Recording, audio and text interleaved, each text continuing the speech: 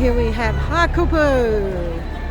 This Hakupu been waiting for this flower's taken up. Anyway, here's Hakupu and they're looking good. I'll try and capture sister, so I can't see her. Let's go, Derek!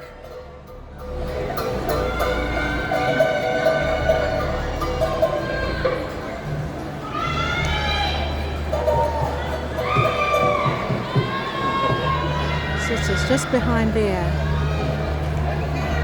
Yeah. Hey, Tawiki! Tawtui! Tawalamaka! Motu aniu e whikai! O hofi atu e tau whakalo whalai mak! There's Carol. Mai he maanga! Whine ane Hakupa toa! Holonga! Ua awhi ua prumaru! Koe tau lolongo! Whakarataha ma tau kori! Koe tau lolongo! Nei tohi whakako! Moi whakareo longanai! He tau a safo he maanga whireone! Hakupatoa! Ke he motu hatau tolu koni wei! Tamatoa misikea! Moi hana tohoa! He hia whoki! Hia peni tānaki! Moi hana tohoa! Niu e whikai!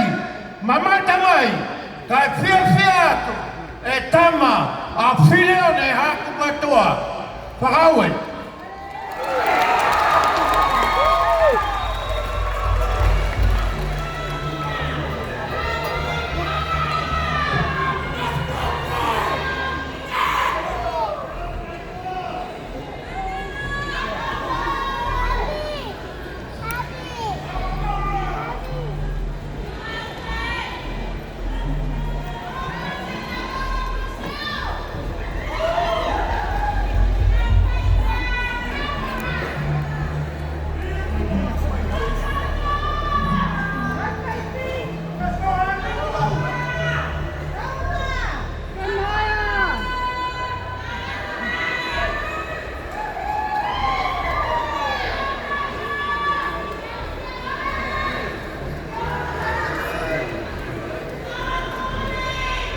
Good, Cody.